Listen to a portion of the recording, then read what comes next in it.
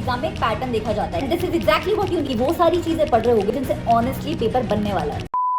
7 days is all you need to score 95 plus in your final exams. But there is a catch. You cannot miss a single step of this video. इस plan के according तुम अपनी preparation के last के precious days को उन resources और books पे वेस्ट नहीं कर रहे होगे जो एक्चुअली में तुम्हारे पेपर में तुम्हें हेल्प भी नहीं करते हैं, बल्कि वो सारी चीजें पढ़ रहे होगे जो एक्चुअल में पेपर में आएंगी। ये कोई 12 घंटे रोज पढ़ने वाला स्टडी प्लान नहीं है, बल्कि कम टाइम में 7 दिनों के अंदर तुम कैसे क्लास 9 का पूरा सिलेबस खत्म करके 95% ले आओगे, इस चीज का एक स्ट्रेटेजिक अल्टीमेट गाइड है। But before I dive into the plan, don't forget to subscribe to my Telegram channel, क्योंकि इस वीडियो में बताए हुए सारे रिसोर्सेज मैं वहीं पे प्रोवाइड करने वाली हूँ। सो 7 days which means 168 hours। अगर तुम रोज के 8 घंटे सोने के इसमें से निकाल दो और 10 घंटे अपने स्कूल और ट्यूशन के निकाल दो, तो तुम्हारे पास बचते हैं कुछ 42 hours, मतलब कि 6 घंटे रोज के। पर मैं तो तुमसे 6 घंटे भी नहीं मांग रही हूँ, मैं तुम्हें बोल रही हूँ कि 7 दिन सिर्फ 4 घंटे अगर तुम मुझे दे दो तो क्लास 9 फाइनल एग्जाम्स में आएंगे तुम्हारे ड्रीम मार्क्स। लेकिन अगर ये 6 घंटे भी तुम्हें ज्यादा लग रहे हैं ना, तो इस वीडियो को यहीं बंद कर दो, क्योंकि तुम शायद 95% लाने के लिए रेडी ही नहीं हो। लेकिन अगर तुम्हें खुद पे विश्वास है तो सुनो ध्यान से। डे 1 के 4 घंटे को तुम्हें 3 स्लॉट्स में डिवाइड करना है। पहला स्लॉट 2 घंटे का, दूसरा स्लॉट 1 घंटे का और तीसरा स्लॉट भी 1 घंटे का। तो पहले स्लॉट में तुम्हें सोशल साइंस के वो वाले क्वेश्चंस लगाने हैं जिनसे एक्चुअल में पेपर बनता है। इन्हें बोला जाता है एमपीक्यू, यानी कि मोस्ट प्रोबेबल क्वेश्चन। हर साल सीबीएसई क्लास 9 के एग्जाम में एक पैटर्न देखा जाता है कि कुछ इंपॉर्टेंट टॉपिक से क्वेश्चन आते ही आते हैं। जो होशियार बच्चे हैं ना, उन्होंने ये पैटर्न अभी अपने यूनिट टेस्ट और मिड टर्म में ऑलरेडी नोटिस कर लिया होगा, क्योंकि 99% सीबीएसई स्कूल इसे फॉलो करते हैं। मेरे चैनल पे ये जो 3 वीडियोस हैं तुम्हें हेल्प करेंगी अपने सिलेबस को 2 घंटे के अंदर खत्म करने के लिए। बस तुम्हें स्पीड लगानी है 2x पे और आज ही देखना स्टार्ट करना है। अब नेक्स्ट 1 घंटे में तुम्हें लगाने हैं मल्टीपल चॉइस क्वेश्चन। पूरे क्लास 9 एसएसटी के सबसे इंपॉर्टेंट मल्टीपल चॉइस क्वेश्चंस का टेस्ट बना के मैंने डिस्क्रिप्शन बॉक्स में अटैच कर दिया है। इस टेस्ट को तुम्हें डे 1 के सेकंड स्लॉट में लगाना है। अगर इस टेस्ट में तुम्हारे 80% क्वेश्चन सही हो जाते हैं तो कांग्रेचुलेशंस, तुम्हें अगला 1 घंटा खाली बैठने को मिल रहा है। लेकिन अगर तुम्हारे इसमें 80% से नंबर कम आ रहे हैं तो नेक्स्ट 1 घंटे में तुम्हें इन सारे टॉपिक्स को रिवाइज करना है जिससे तुम्हारे एमसीक्यूज गलत हुए हैं। तो डे 1 और सोशल साइंस खत्म।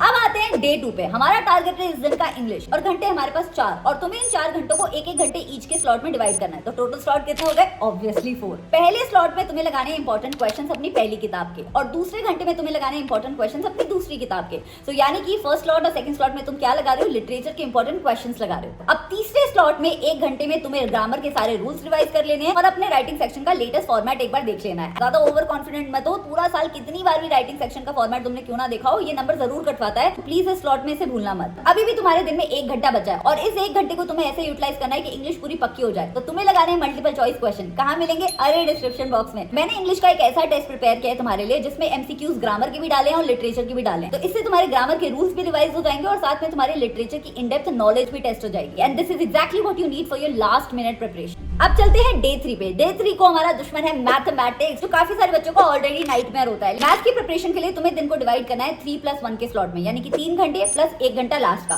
पहले 3 घंटे में तुम्हें एनसीईआरटी के क्वेश्चंस लगाने हैं, चाहे वो एग्जांपल्स हो चाहे वो लास्ट के एक्सरसाइजेस के हो। अच्छा, सारे क्वेश्चन सॉल्व करने की जरूरत नहीं है। अगर तुम एक क्वेश्चन को देख रहे हो और तुम्हें देखते ही पता चल रहा है कि इसका आंसर तो तुमसे बन ही जाएगा, तो उस क्वेश्चन को स्किप कर सकते हो। लेकिन अगर क्वेश्चन में थोड़ी सी भी हिचकिचाहट हो रही है, then that is exactly the question जो तुम्हें इस स्लॉट में लगाना है। और इस टाइम में तुम्हें एमसीक्यूज लगाने की कोई जरूरत नहीं है, क्योंकि उसी के लिए रखा है तुमने लास्ट का 1 घंटा। मैथ्स के एमसीक्यूज की लिस्ट बना के मैंने डिस्क्रिप्शन बॉक्स में डाल दी है। अगर तुम इसमें 80% स्कोर कर लेते हो, मतलब पेपर में तुम्हारे 95 से ऊपर नंबर आएंगे ही आएंगे।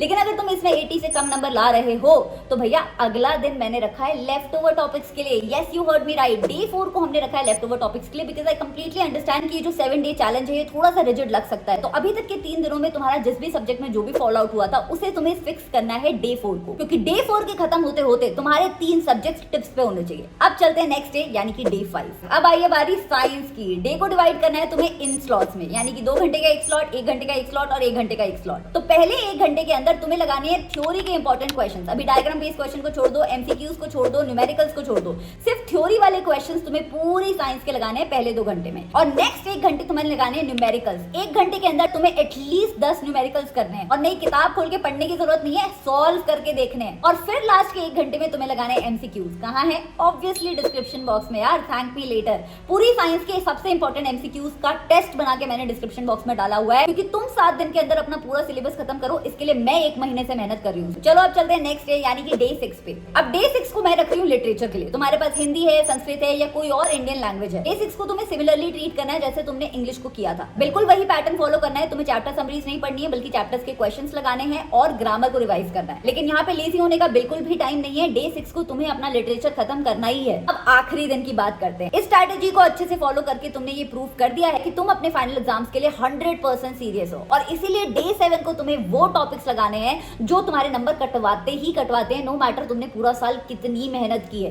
तो इस दिन को तुम्हें डायग्राम्स को ब्रश अप करना है और हर एक डायग्राम की लेबलिंग तुम्हारी टिप्स पे होनी चाहिए। इंपॉर्टेंट डायग्राम्स की लिस्ट बच्चा ये रही। इसी दिन पे तुम्हें एसएसटी का मैप वर्क करना है और नहीं मैप वर्क को एनसीईआरटी खोल के पढ़ना नहीं है बल्कि लगा के देखना है।